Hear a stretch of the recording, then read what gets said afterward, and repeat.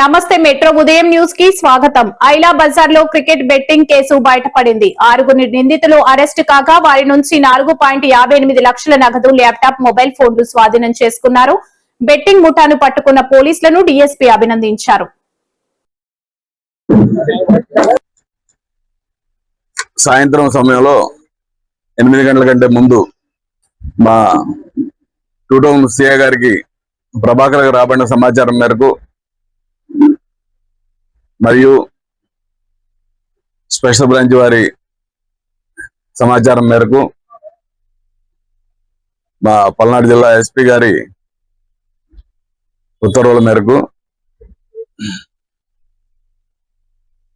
నిన్న సిఐ గారు, వారి స్టేషన్ ఎస్ఐలు, ముఖ్యంగా హరిబాబు, యష్నా మరియు ఎస్బి సిఐ గారు, షఫీ ఎస్ఐ గారు, వీళ్ళందరూ కూడా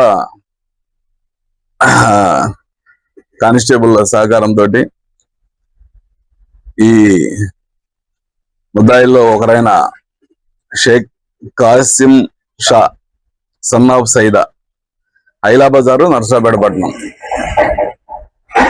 ఇతని ఇంటి వద్ద క్రికెట్ బెట్టింగ్, ఈ ఐపీఎల్ కి సంబంధించి జరుగుతున్న సమాచారం మేరకు వెళ్ళి రైడ్ చేయడం జరిగింది. అతని ఇంట్లో రైడ్ లో ఈ 6 వ్యక్తులు ఉన్నారు. ఇందులో ఈ 6 వ్యక్తులు కూడా ఎవరు బోర్డులు పెట్టేసి సెల్ ఫోన్ల ద్వారా నడిపిస్తా ఉన్నారు.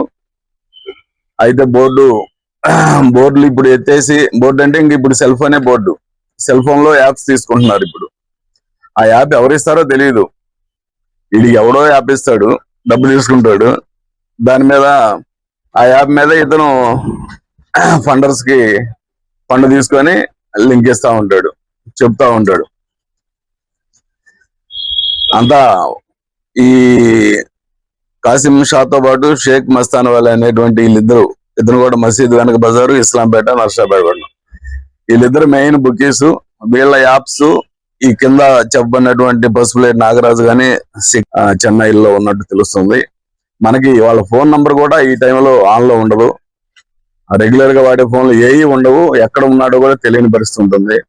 సో ఏదో ఒక సమాచారం మేరకు వాళ్ళని పట్టుకోవడానికి స్పెషల్ టీంలు పెట్టడం జరిగింది. సో అదేవిధంగా ఈ రైడ్ లో భాగంగా నిన్న మా ఎస్ఐ గారు, సిఐ గారు కలిసి దాదాపు 4,58,000 ఇక్కడ కనిపిస్తున్నటువంటి అమౌంట్ ని సీజ్ చేయడం. ఇంకా ఎవరెవరు ఉన్నారు, మన నర్సాపేట పట్టణమే కాదు, గుంటూరు కాదు, ఎక్కడెక్కడ ఉన్నారో వాళ్ళందరినీ కూడా పికప్ చేసి వీలైనంత వరకు ఈ క్రికెట్ ఈ బుకీల యొక్క ఆటలను కట్టేయడానికి ప్రయత్నం చేస్తాం మేము.